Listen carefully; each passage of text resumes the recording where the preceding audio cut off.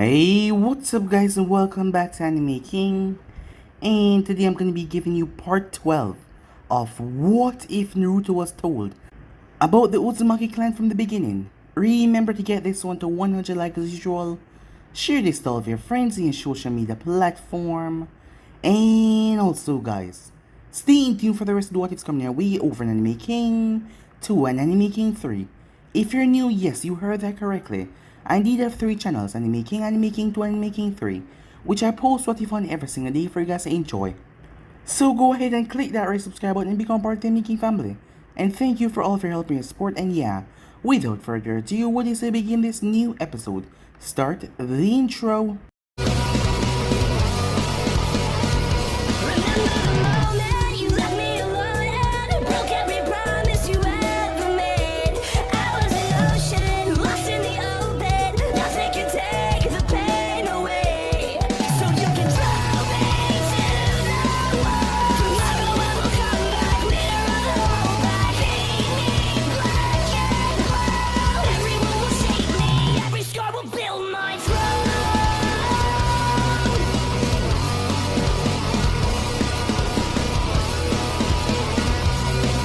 So the last time we left off, Danzo came back to see majority of his root ninjas dead. Sasuke had made it abundantly clear that he was coming for his head. Danzo did not dare to attack Sasuke right there, as if Sasuke was to spill the secret on what happened to the Uchiha clan. He was sure that Tsunade would be coming after his head as well. So Danzo kept his mouth shut and remained quiet for the time being. But he would get the Uchiha. Yes, the Uchiha would pay. He would definitely pay. So for right now, Danzo would just keep himself calm until he got the Uchiha out of the village. But he had to leave the village for a while and make things calm down, because if he did not, things were gonna get rather hectic.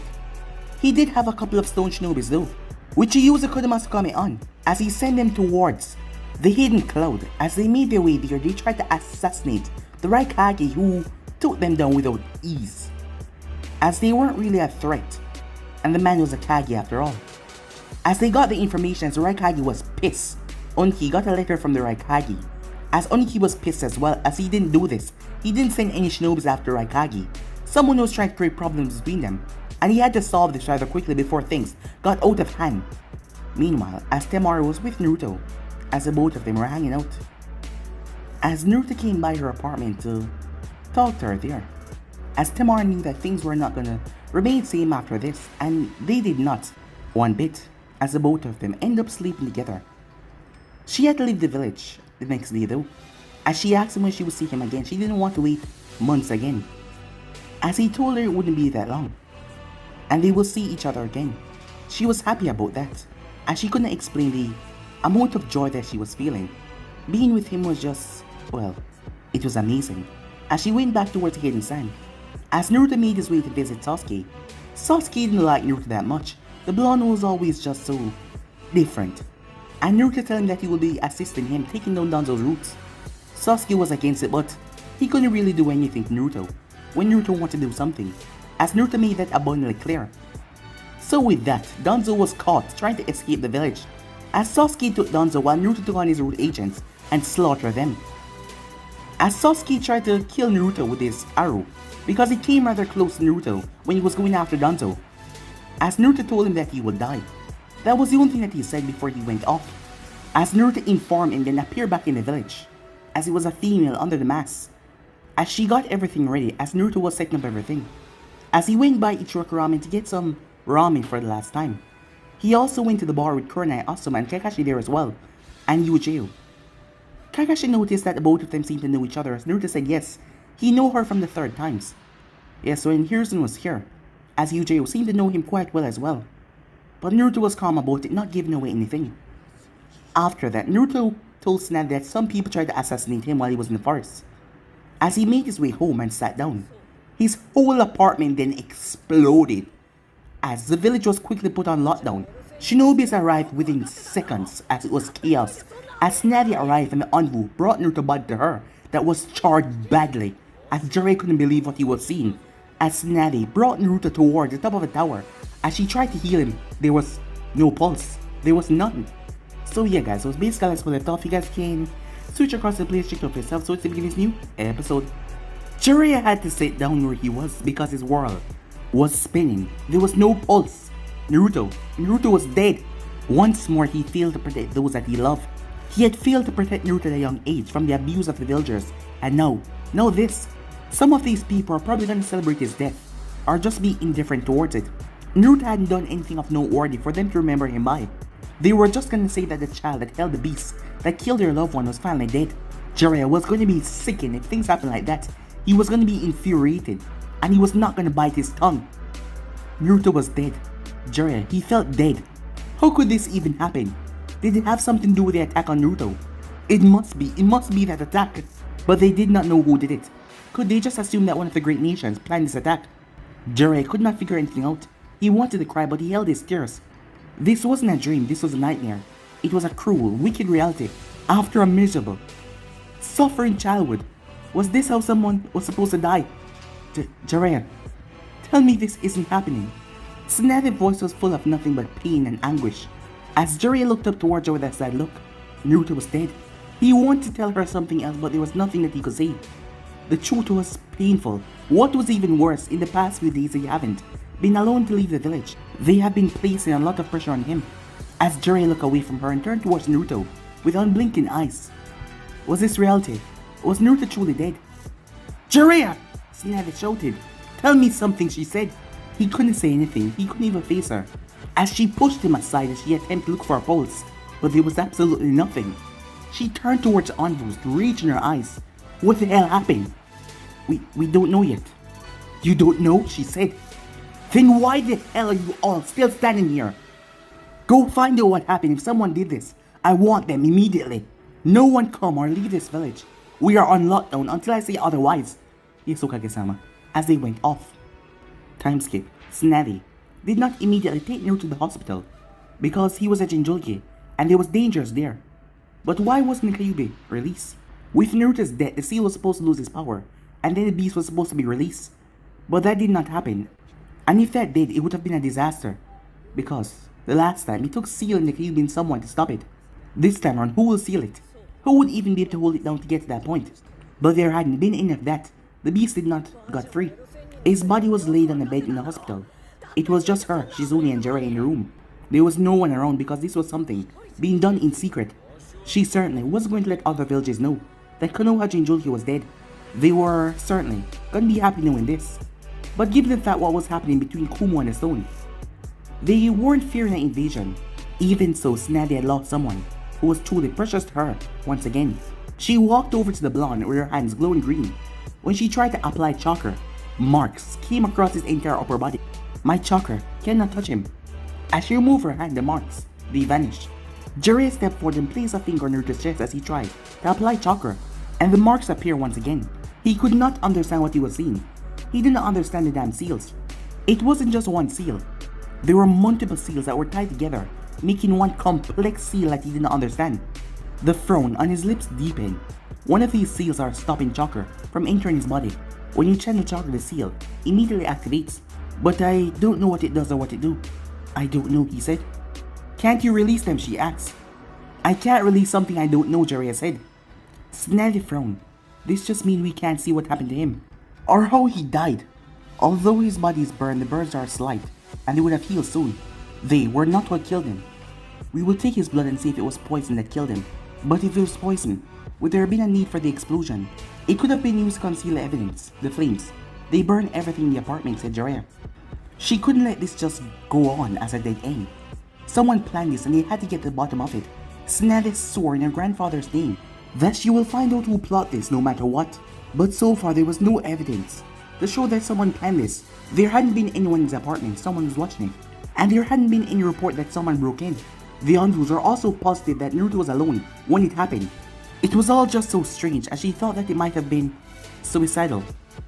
We need to get Inuichi to read his mind to see what happened. That's not gonna work, Jiraiya said.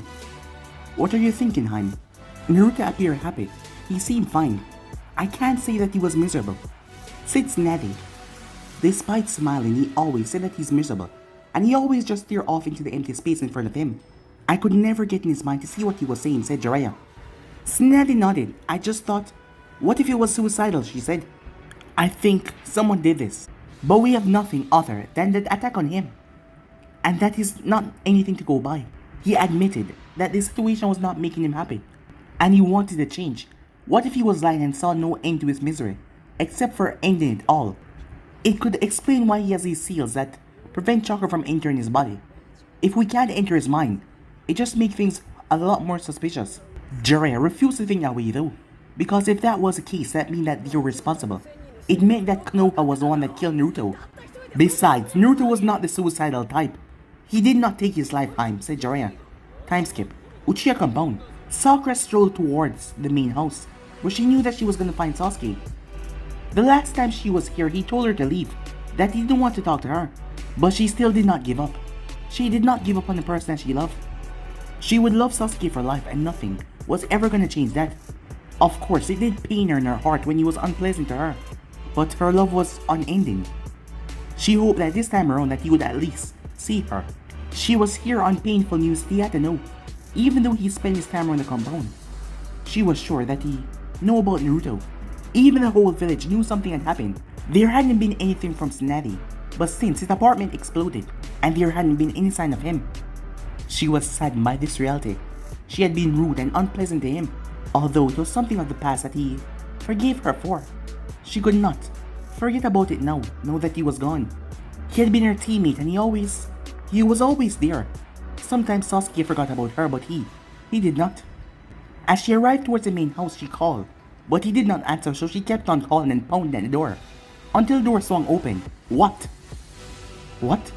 She said in surprise, looking at him, before she lowered her head. Naruto is dead, Sasuke, she said. So? Said Sasuke.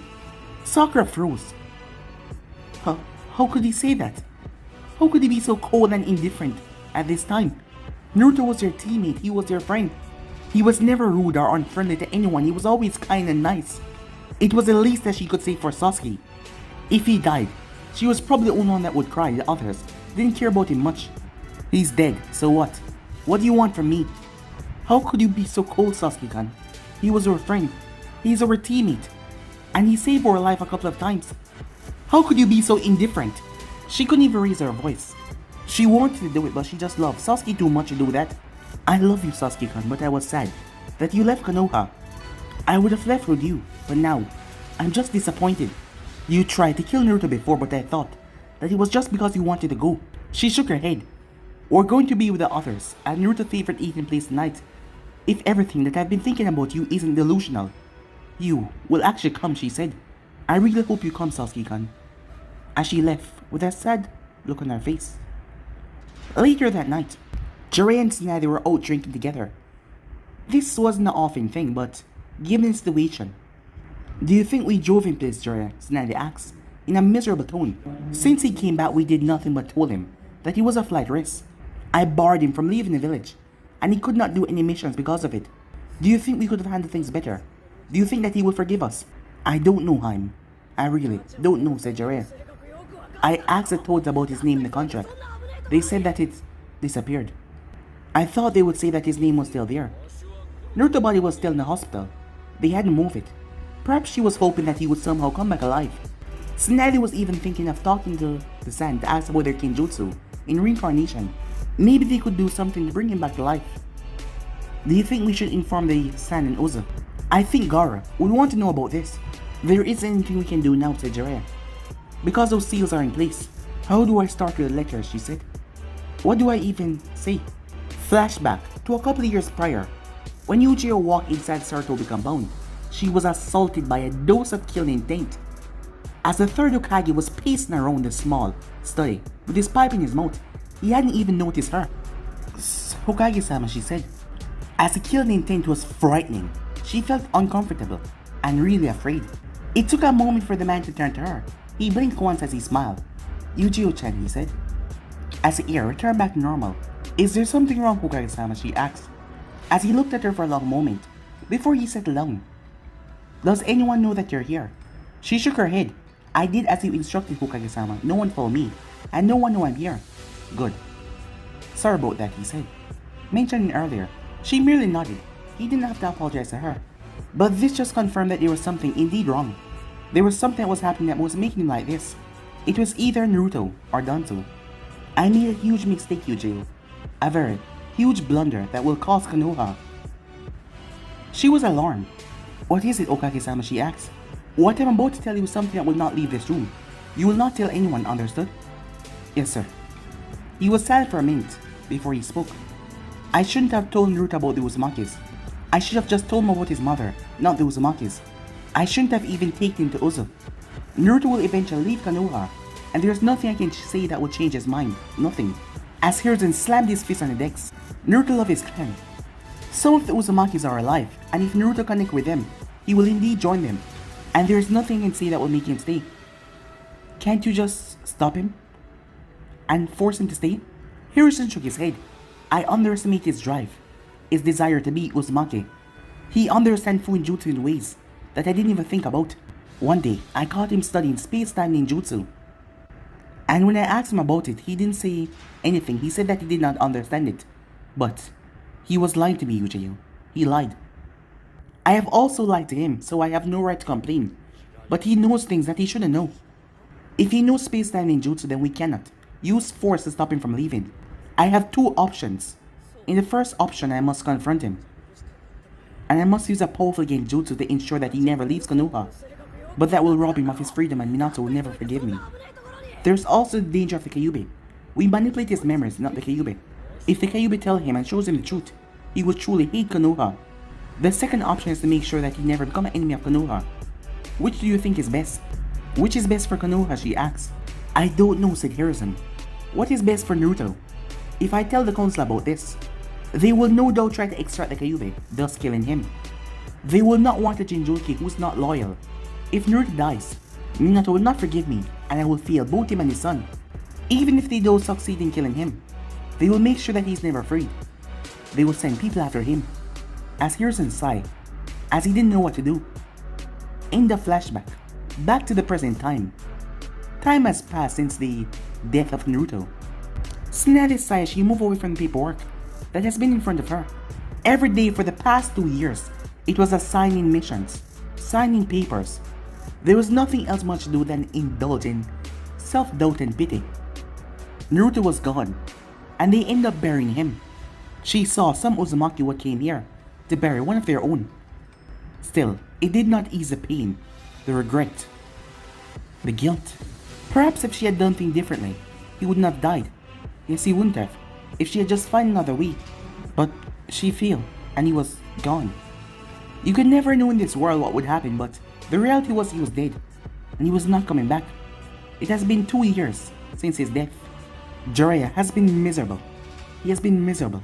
He blamed himself. He said so much time that he failed to protect those who was close to him, and he took it rather hard. But at least he hadn't lost himself. She too was still here and they were doing their jobs. They had the memories of the past and they would not forget. They were warriors around the village, but nothing disastrous happened. The past 2 years has been calm for Konoha, but for Kumo and Stone, they were close to a full blown-out war, and they were worried because neither of them had a good relationship with Konoha. If anything does happen, Konoha was ready. The village had been preparing itself after all. She would not be defeated. Konoha would survive anything that happens. She wasn't afraid of the Stone or Kumo. She turned towards the window as Jiraiya appeared. Well, at least some things never change. You've been gone for a while, she said. Had some business in Mexico, said Jiraiya with a smile. What were you doing there? I'm surprised that you returned in one piece. Jiraiya shrugged. You underestimate my escape jutsu, Haim, he said. Tsunade shook her head tiredly. I really hope that one day someone cuts out both your hands, so you can't weave hand signs, she said coldly. That would be cruel, Haim, he said. Nothing that you don't deserve. What do you have for me? Well, I went to Mexico because of my research, but I stumbled upon something curious, he said. Don't keep me waiting. Well, it appears that Nezuko also have a relationship with the hidden whirlpools. They would not confirm it, but I saw it the moment that I arrived in the village. I saw someone appearing from Uzu on the land. At this stage, it seemed like Uzu cover all the lands that go out towards the seas. We already know that he has connection to Kiri. It wasn't anything troubling. Nezuko had skilled Kunoichi, of course, but it wasn't anything that she'd worry about when it comes to war. But the problem was Uzu was moving all over the elemental nation without anyone knowing. Nezuko was a bit away from other lands, but there was no telling how far Uzu's reach went. Well, he could understand why Uzu, the leader, called itself the Emperor. Jiraiya snorted at that thought. There was still no sign of this emperor. No one had seen him and Uza still continued to be close. It was even worse now. Jerry started to think that there was no emperor, and they just made that rumors keep people, well, wondering. He had gone towards Hiri, and the beautiful Mizukage said that despite their relationship, she had still yet to meet the emperor. They just made up that, Jerry believed, while they move around the elemental nation. Konoha has managed to form a communication line with them, and the villagers now knew how valuable Uzu was to Konoha. They now knew that the person that they gave all their contempt to was a child of one of their greatest heroes. Tsunade saw how miserable they were as they realized that Naruto was made of the sun. They were shocked. Some of them went as far to reject the truth because they couldn't believe it. Tsunade said that they all deserved it after what they put him through. I wonder who really pulled the strings in that village, said Tsunade. That man Yoshino is certainly someone you don't want to underestimate. He makes me uncomfortable, said Jiraiya. What is certain is that Uza has great minds. That and we still cannot figure out what they're trying to do, Tsunade said, with frustration. Yeah, but we'll find out something eventually, he said, with confidence. Sasuke then walked inside the room, as Tsunade turned towards him. Since she permitted him to move around no restrictions, he had used her freedom to do a lot. She could confidently say that he was one of the best shinobi that she had. He stood out from the rest of his generation. He was unique, and served the village well. He had ambitions to become Hokage, but she didn't think about that. It was too early for him to become a Kage. Since Naruto's death, he has taken upon himself to become Konoha Guardian. He worked solo. Tsunade didn't complain. The only one that complained was Sakura. Things were even better that way because Sasuke stayed out of trouble and mind his own business. Everyone was happy. Well, almost everyone. One thing that Tsunade hated was his happiness in Naruto's demise. Perhaps the blonde had been a competition towards him, or a threat. She never got to understand it because she just didn't want to know. What do you have for me this time, she asked. There isn't any shinobi activity around Uzo, Sasuke said. Expected, she said. They remain as secretive as ever, but we do know that they have some military presence. Without a doubt, Sasuke said. Kumo on the stone hasn't picked up anything on it yet. It is better this way, Tsunade said, since the assassination that was tried on the Raikage Oniki has turned its attention towards the cloud. It was the most dangerous. Tsunade was not concerned because it did not affect Konoha. Things don't appear like it would change soon, unless something happens. There has been some rumors about ships moving from the water country towards Uzo. It seems that they're building something. Tsunade frowned upon hearing this as he turned towards Jiraiya. Do you think it has something to do with Princess Koyuki visit? We didn't get anything on why she visit, but we know it has something to do with snow technology. The wave country has grown from this. It has increased a lot. The water feudal lord even view wave as an enemy. One thing that was unique in the wave was its methods of transportation, and that was trains. They were not there in Uzo, but there was no doubt that they were developing Uzo. Most probably. I think that they're also using the same technology to build the bridge that connects Uzo to the wave. The damn bridge. Just after Naruto died, a few weeks later, the bridge that was named after Naruto, they were going to use it to connect it to Uzo. It was being built for the past 2 years now and it was still being built. It should be completed soon. About that, there does seem to be some cooperation between the Wave and the Hidden Rain. The Akatsuki has also been offering protection to the builders, and we have established that the organization is in the Hidden Rain. Perhaps it is time that we stop thinking that the organization is just a mercenary group. Tsunade nodded to this. Your brother was a former member. What did you say about it? The Akatsuki likely has a deeper relationship with Uzo. He didn't say why, but he mentioned that Uzo hired his services and he did spend months there.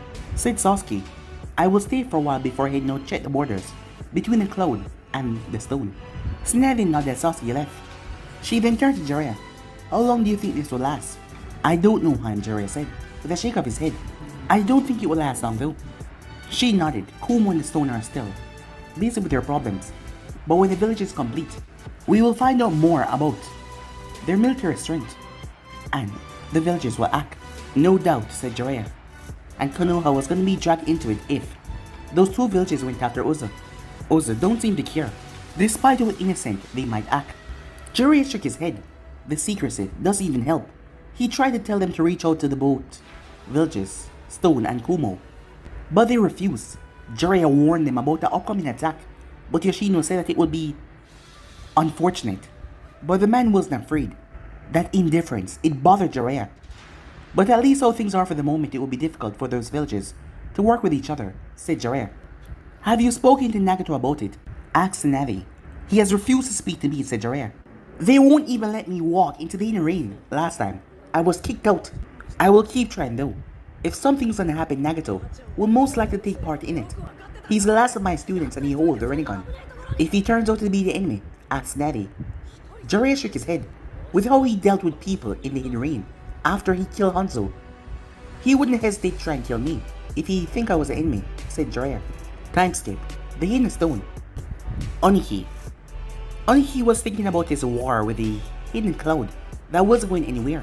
He had went there himself as he was angry seeing his own ninjas that tried to assassinate the Raikage. If you were gonna do something, don't fail. And especially don't get goddamn caught. He had wanted to turn them into dust. What a bunch of idiots. He could not deny it now. The attack had happened and Shinobis, they were his. Idiots, yes. Complete fools and disgrace to the hidden stone name, but yes, they were his ninjas. Still, Oniki hadn't planned any attack on the Raikage. He has continued to deny it to this day because he didn't plan any attack. And he didn't know what the hell the man was talking about. But if the man did die, Oniki would celebrate because without a, Kumo would be weakened. It would no longer have the fastest man in existence. He had not denied that to the Raikage, he told him right to his face. If he had died, he would be happy, but he did not plot his death. Apete said a voice. I thought you would have kicked the Bucky by now, said Kurosaki. He glared at her. I still have many years to live, he said, which is indeed a problem for me. As she threw herself towards the couch. Seeing her relax, Oniki spoke. You want to replace me that much? Yes, she said. If I knew where the bucket deck was, I would drag it towards you, so you could kick it. Well, you're gonna have to do an excellent job, unlike those fools who got into Raikage's house and failed to kill him. I'm not a fool, she said. Well, at least you won't turn out to be a disappointment. What do you have, he asked. Oniki knew the fact that Kumo was not gonna go away, and the Raikage would never believe him. He accepted that Kurasaki's own person could succeed him. She was the future of the Hidden Stone and he has been shielding her from the whole endeavor. He didn't want anything bad happening to her. It would break him, and the stone will suffer a great loss. He had shifted her attention towards Ozu. Less chance of her getting killed. Konoha and Ozu cannot coordinate anything. It's a high unlikely that they work together, said Kurosaki. What gives you that impression both nations have become allies once more, Oniki said. But Konoha probably knows as much as we do about Ozu. The village still remains locked down. It is almost like they don't trust a leaf. That doesn't surprise me, Oniki said. Any military activity? None whatsoever, she said. I hope it still keep being that way, Oniki said. He certainly didn't want a strong Ozu. If the village strengthened, it will be in a dangerous situation, and he will be tempted to invade it. But the moment he does so, Kumo was gonna attack him from behind. What of Konoha, he asked. Nothing good, Kurosaki said. Aside from the loss of their Jinjulki, they have been strengthening over the past 2 years. Oniki frowned. I should not have reminded Jiraiya that we outnumber them. They would have kept with their peaceful ways. I was careless, as he cursed himself. Well, at least they no longer have a Jinjulki. And what is this that I heard that Naruto was strong? Stronger than Jiraiya even without the Kyuubi. I don't know for sure, but it doesn't matter. He's dead now, said Kurosaki. Although she did not show any emotion, there was bitterness inside of her. They never became friends, he died, before anything could happen. Oniki smiled. Well, at least that is something good that happened. We can say bless Konoha for losing one of their assets. Time skip. At Usul. The peace. The quietness, the calm. He could not tell what was going on outside when he was in his throne room, but he was the one that made it this way. For the peace. If you want to find out what is happening in the village, and what is going on the earth, he could go to the normal throne room. But this was for solitude, his peace, his sentimental time. It was slightly dark while he was alone. When someone stepped inside, the lights would turn on, but it was made that it would slightly shadow his face. Then again, he never really received people in this place. But the time had come. He had to step away from the shadows and face the elemental nation. Not as Naruto Uzumaki, but as the Emperor. Naoki appeared out of thin air, leaning towards Naruto and whisper, "A Lady Karen has arrived, Your Majesty." As Naruto nodded, "I guess it's time to face Shinobi World," he said. Naoki shared a smile. "You get too excited, Your Majesty." As Naruto's eyes glanced towards the man for a moment, before shrugging, "You have no right to tell me that. Besides, I've been in the shadows for too long. I have to get excited about facing the light once more." "To face the darkness was your choice, Your Majesty," Naoki reminded him in a firm tone. "Everything has been by your desires, regardless of who the enemies were. We always aim to serve you." I wasn't complaining, said Naruto. It appeared to me that you were, said Naoki. As the Emperor gave him a look. Shall we get moving? Karen can be quite impatient at sometimes, and she get very difficult. As Naruto got to his feet, we will walk. I want to know what has been happening with Sasuke. Naoki glanced towards Naruto. He knew the Emperor didn't give a damn about the Uchiha. It's just that Sasuke can prove to be a troublesome threat, if not handled carefully. Perhaps it was because he was lectured by his elder brother, but His Majesty was the one that said to do it, right? It was all His Majesty planning. Once they stepped out of the throne room, Naoki looked up in the sky. Before responding, he has been doing his missions and used the Mangekyo Sharingan. Naruto grinned. Then all is going according to the script then, he said. Very soon, he will lose his sight and Snavi won't be able to heal him. She might be the best, but there's nothing that she can do. About the blinding of the Sharingan, it doesn't appear that he has been talking to her about it either, said Naoki. Well, it is genetic. As long as he continues to use the Sharingan, he will continue to deteriorate his vision, said Naruto. I wonder if we should let him go blind for a couple of years. If I didn't know you any better, I would say that you were really angry about his intentions to kill you, my majesty. Ridiculous thoughts you have, said Naruto. I know, said Naoki. You could have stopped him from leaving if you wanted to. I could have even stopped him myself. It would have been inconvenient, said Naruto. The atmosphere in the village was delightful. The place wasn't polluted with anger and disdain. There was no longer the sense of dread or disdain that once polluted the village. When he just came here, things have changed. The buildings have grown tall. People surrounded the buildings. The place was filled with people, his people. The Uzumakis were at home. They were the nobles of this village. It didn't make anyone a secondary citizen though. Uzu has grown. He turned it from a village of despair to a village of hope and desires. This was his home, his land, and he had a duty to protect it. His people. Things have worked out nonetheless, said Naruto. We must be ready for anything. I have prepared myself to fight anyone, in any kind of battle, or any situation, said Naruto. The two vanished in Shanshin, and appeared in the middle of the forest. As he walked for a while until they saw a giant airship. As Karen was checking everything, Gorin and Haku was standing a distance away from the airship. It was a majestic crimson bird with no wings. It was slightly rectangular in shape. Its body was made up of steel. It was a warship. It had a weapon of mass destruction. He could lay waste to any village if he wanted. Operating it was a major problem. It required a massive amount of chakra. He could either use natural chakra or the previous chakra to power it up. This was his personal battleship and his method of transportation. He had to thank the spring technology and as well as the Sky Nation replicas for this bird of his. Your Majesty, Gorin said a small bow as Haku greeted you with a smile. This is beautiful, isn't it? He said calmly. It is. When do we get to ride it? Said Gorin. Who said you would? Asked Naruto, with his eyebrow raised, as his lips looked amusing. Gorin blinked. But I thought Haku said that we will be assigned as your guards. When we start to get out, if you're getting out, we should be riding in that thing. You are not getting on that. I'm only taking Haku with me. You have your duties to handle, he said firmly. Gorin frowned at the thought. It was cruel to be deprived of flying in the air. As Naoki placed a hand on her shoulder. Well, we will tell you how it is to fly. As he said that with a grin. Don't listen to them, Gorin. They're cruel people. We're just messing with you, Haku said. Don't let your sadistic tendencies fall on the Majesty, Naoki. As Haku gave him a slight glare. Naoki laughed. Don't be ridiculous, Haku.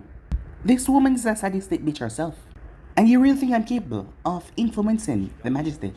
As Haku glanced towards Naruto, the moment the rig was up that they were messing with Gorin, he lost interest in the conversation.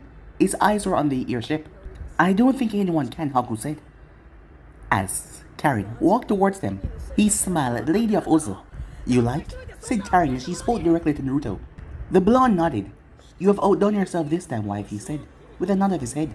She placed her finger in her glasses as she pushed it up with a smile. I want to take the credit, but I didn't do much with this thing. You will have to thank the team that worked around the clock to build this thing for you. This is also the land of Spring technology. We should also thank your other wife for this. There is no reason to thank Spring. They were merely returning the favor for our support to get them out of poor economical state. After Koyuki took the position of feud lord from her uncle, said Naruto.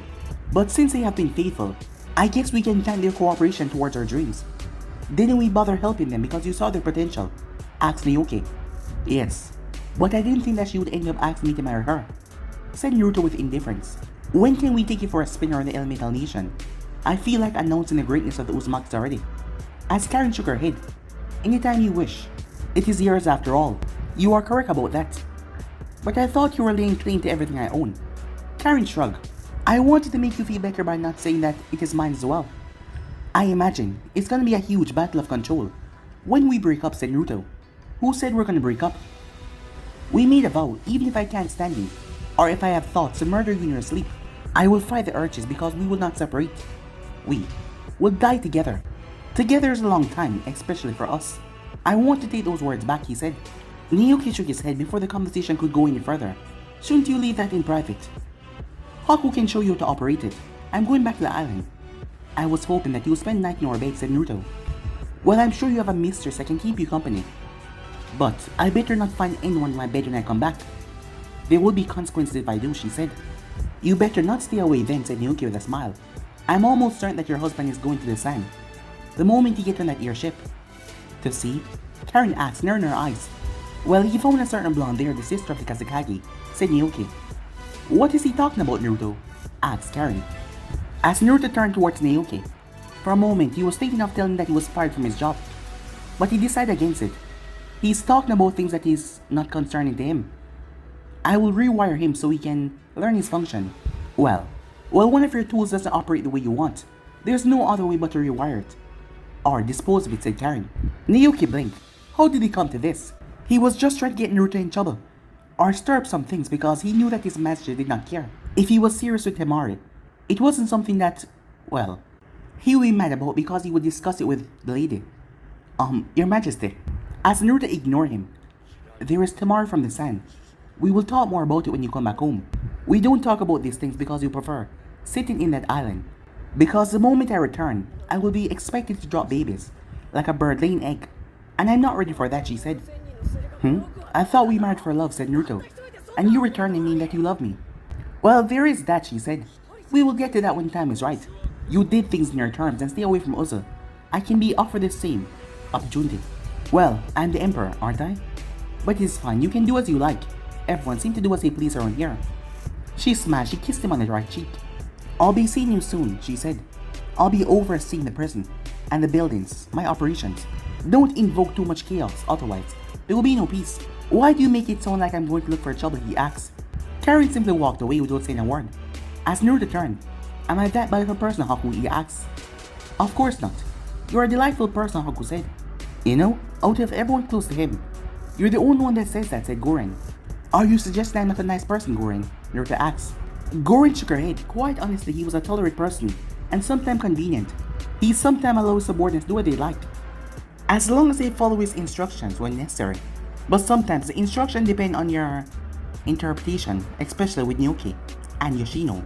Their excuse was, the Emperor would like it, being done better that way. No, said Goren, His Majesty is a good person. It's just that people don't usually say it, and that make it rather interesting when they do. Well then, I should order them to say nice things. Naoki, stay behind. I will depart with Goren and Haku. Yoshino should know what to do in my absence. I won't spend much time away. I'm just gonna make a stop in the stand before returning. This is a better way to renounce my return from the dead.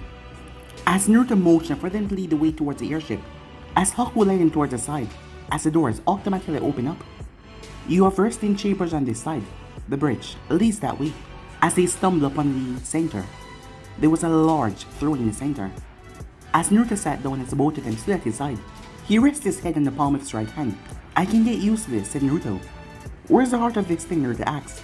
Haku pointed below them where the throne is fitted with chakra receivers and chakra absorption seals.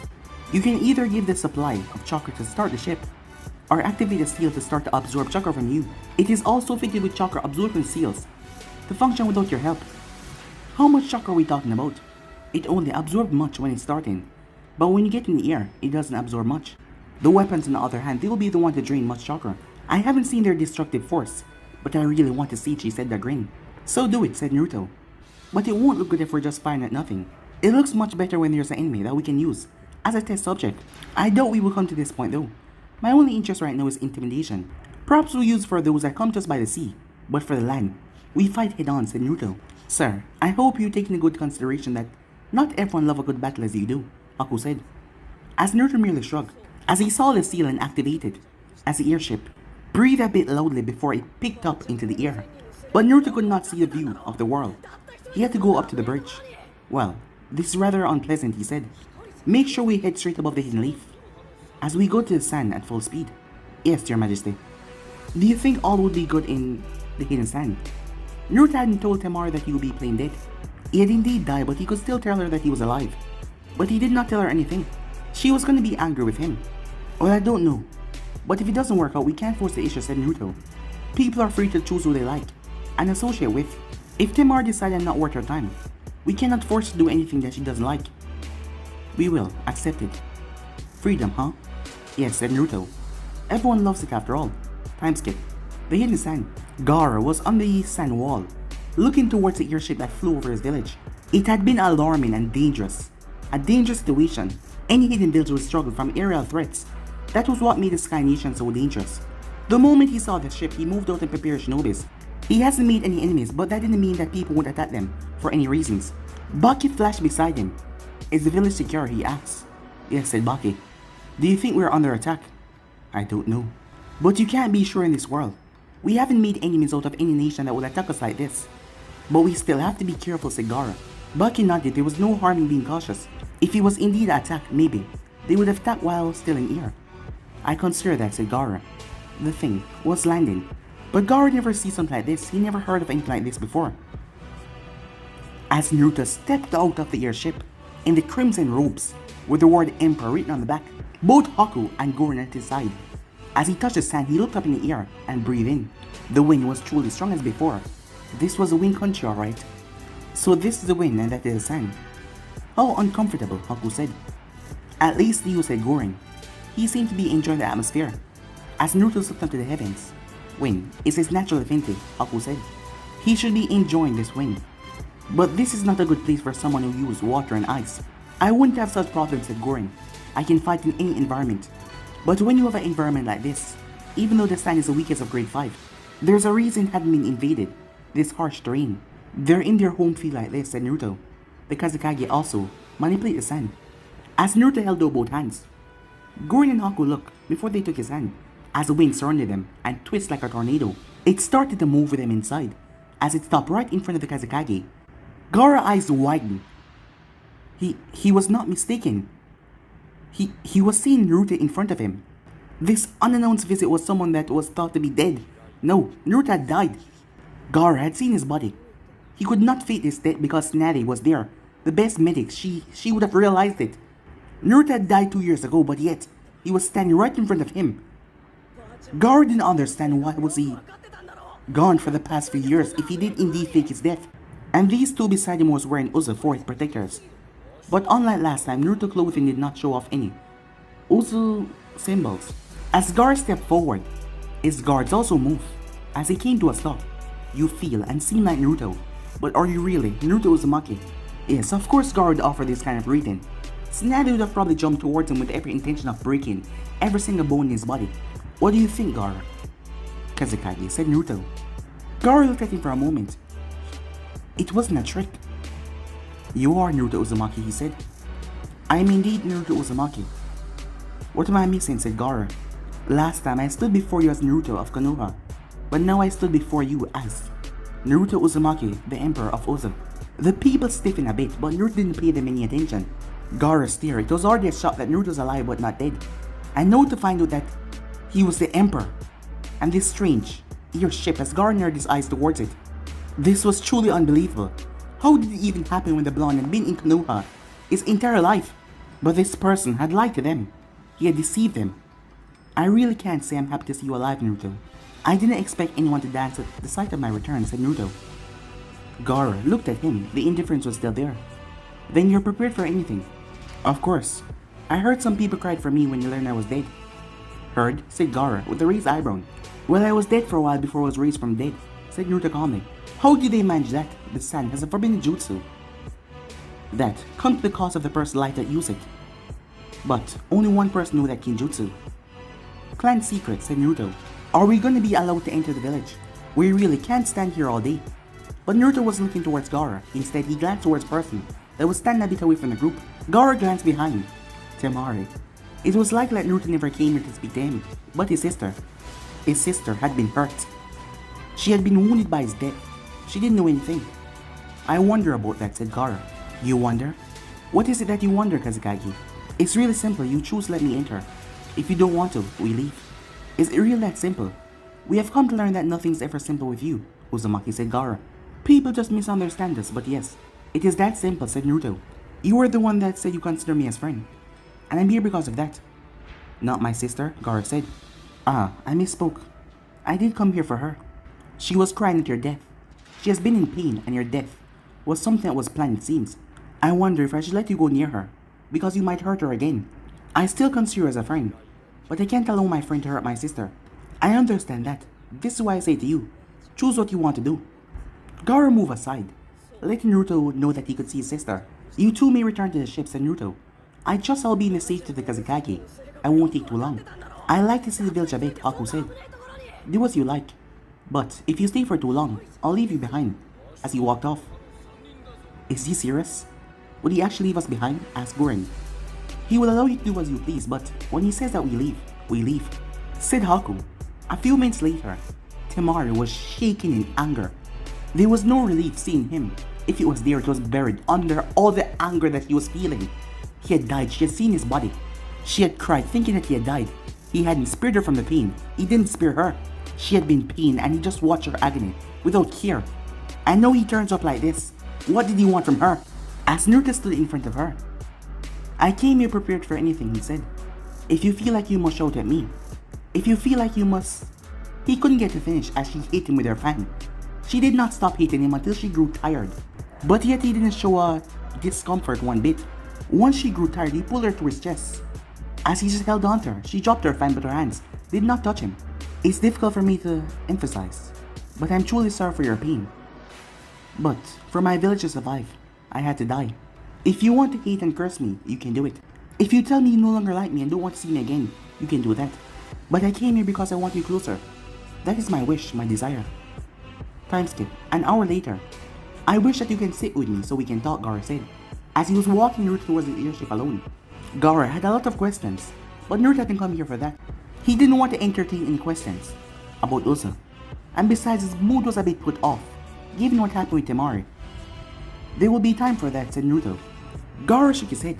I figured that you came here for my sister, but this revelation tells me that you know what is happening in the world. Naturally, said Naruto. Does something bother you about my appearance and my connection to Uza? If I say it didn't bother me, I would be lying. You just returned and know your connection to Uza as the Emperor. What are the other nations gonna think about your appearance? What is Konoha gonna think? Konoha is irrelevant, said Naruto. Gaara did not find this surprising. Do you hate the hidden leaf? Gaara asked. That is quite irrelevant to any answer, said Naruto. I see. Then answer this question. Are we enemies? Or are we friends? As Naruto paused and looked towards him. What is it that you think, Gaara? I think that we're not enemies, but that is based on the fact that you came here for my sister, and nothing more. I don't know of your intentions. With how Uzu has been doing things and your role as the Emperor, something is being planned. Do you still consider me a friend, Naruto asked? Yes, said Gaara. Well, if I am your friend, you have nothing to worry about. Uzu will not provoke anyone, but it will defend itself. Kazekage, someday, we will talk.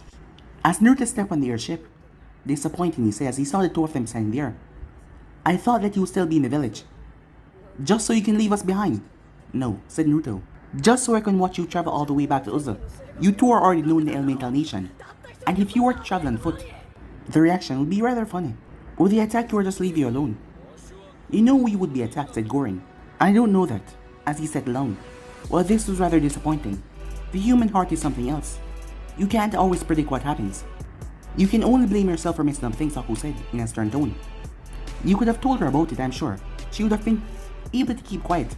You could have also branded her to make sure she kept quiet. But you chose to make her suffer. That is all on you. As Naruto glanced towards Haku, that is rather cruel of you to say. But it's the truth. Why didn't you tell her anyway? Who knows, said Naruto. I can't explain some of the things I do. Perhaps I didn't fully trust her, or I just want to see if she cared for me. Her tears in my death would mean that she cared. Well, this is just a challenge. And I have always overcome my challenge before. You know, things would be interesting if you guys enter a relationship. As he glanced towards Goren, has anyone approached you? She blinked. Why would you ask that? She said. You are my subordinate, and I did tell you that you have to create a clan. Have you taken a liking to Yoshino? That man. He makes me feel uncomfortable sometimes. Well, I can share that thought, said Naruto. The Uzumaki males are operating under some laws. They aren't allowed to marry anyone that isn't Uzumaki. Why, she said, but she noticed that every Uzumaki family was full of red hits. They want to grow their clan, and they don't want to see their blood die out, said Haku. But there's another good reason. You know the Uzumaki have a strong life force, and you utilize their chains. That power diminishes when you're not a full-blooded Uzumaki. If they continue to mingle, they will lose all the traits that make them special. You are already married to Princess Koyote, and she wants a child. What's gonna happen there? Asked Gorin, as she already knew that Naruto's parents were not full Uzumaki, while his father. Who knows, said Naruto. You too should think carefully though. Your slow pace of settling down is being tolerated now. Especially you, Gorin. Time is moving, and very soon we'll be fighting. You need to make preparations for those fights. But guys, be in subscribe right here. If you want the next part to do, like, subscribe, comment down below, and turn on that bell notifications they posted. Remember to share to all of your friends in social media platform. But I'm over now, see you guys soon. Peace out.